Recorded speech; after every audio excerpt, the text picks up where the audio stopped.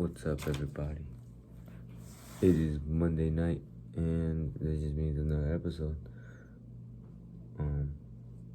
So I'm very excited to say that I met the man Don Piper himself, the guy who wrote this book, 90 Minutes of Heaven.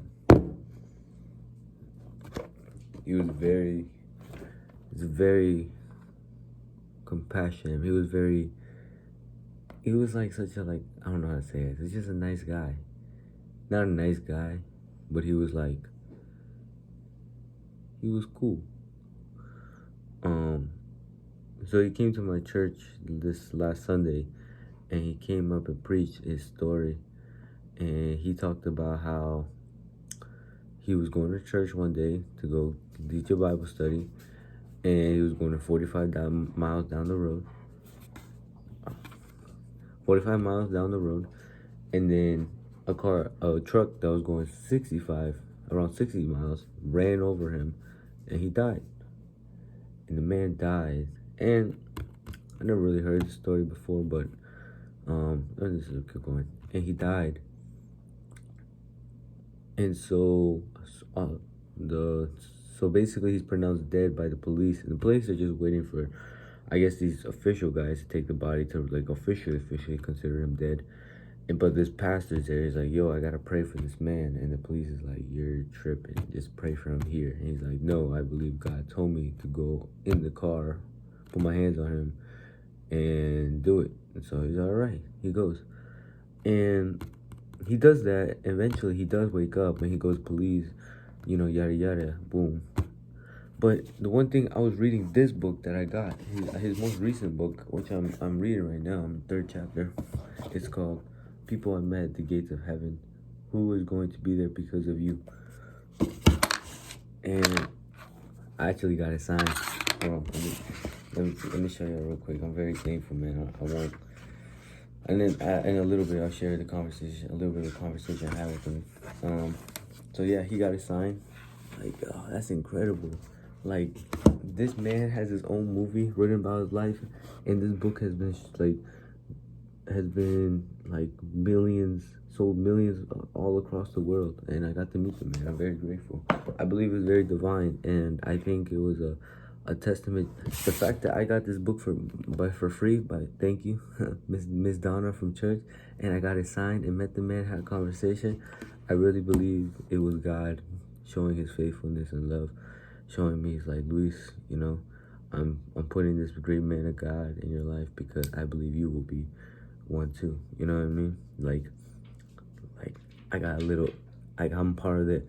Like, I feel like if I was in the Bible, I'd be part of the group of Peter, James, and John, because I just desire to be a great leader. But yeah. So what I found interesting reading this book is that God told him to pray 2 specific things when he went underneath the car. One was that he'd get no brain damage, and 2, that he would have no internal damage inside. And so he did that. And so apparently, he goes, he's praying for these things, and then he prays, eventually he starts singing, and then the dead man starts singing too with him, and he goes, whoa. He's like, oh, so he goes like, hey, you gotta check this body out. He's like, the body's singing, and the cop laughs, and then he's like, whatever. And so the man, he goes underneath the ambulance, and he's like, I'm not leaving. You have to run me over if you guys want to leave.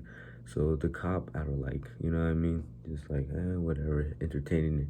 He goes, and they see it. So they recover the body, which it actually turns out to be alive because the pastor prayed for him. And what the doctors found was that he had no brain damage, and his internal organs were completely healed. And the fact that he prayed for that after the accident and it didn't happen, it just blows my mind. I'm very grateful for this book. I believe God, even though Miss Donna gave it to me, I believe God put this put it for me, because because every day I always think, how can I plant seeds to the people around me about Jesus? How can I let the sweet aroma, like he said, he smelled like in this book, I'm very grateful for this book. This book he wrote, the heaven, it's an aroma. In the book of Revelation said, the reason why heaven smells so good is because of the prayer of the saints. So, but when we share the name of Jesus, we are sharing the aroma, the knowledge of Christ to those around us. You heard?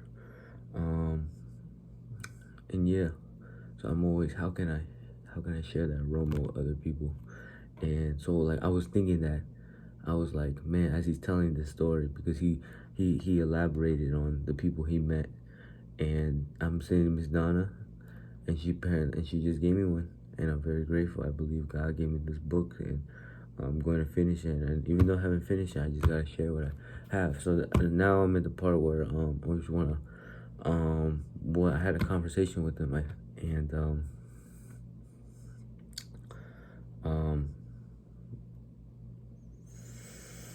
and it was good because I had a copy, and I was telling one of the pastor's wives there, I was like, hey, look, I had this book by Miss Donna, and she was like, and she's pastor's wife there,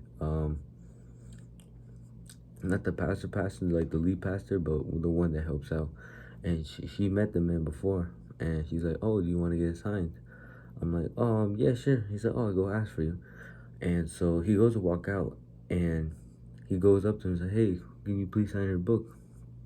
And he does, and we're just having a conversation about I was just thanking him. I was kind of like, hey, like it's such an honor to meet you. I remember when I was a little kid. And you see how old this book is? It's so old. This is my either my mom's or dad's book. Like, look, it has it's old, bro. It's old. And I just told them, I'm like, very thankful to meet you. I remember I picked up this book when I was a little kid, and I was like, wow, 90 Minutes of Heaven. And I was like, I never read it, but I was very inspired just by looking at it. 90 Minutes of Heaven, like, you know what I mean? It was just encouraging. And I told him about that, and I didn't know if I insulted him or it was encouragement, but I meant it as encouragement, so. And yeah, and I also talked to him about one of my favorite Bible verses is James 1:2. Consider it pure joy, my brothers and sisters, whenever you face trials of many kinds. And he says, a lot of people don't get that, and I can see that you have a very bright future ahead of you. Like, Luis, you will be blessed. And he called out because I had a serving shirt on and walkie-talkie. He's like, oh, not everybody has that. Only special people. And I'm like, yeah, I guess so. That's me. And he told me, Luis, just keep serving God. Nothing's ever too small. And he was saying how, he said that, like, I will not forget you. I will not forget about this conversation, Luis. And that was that. So that was just my little experience.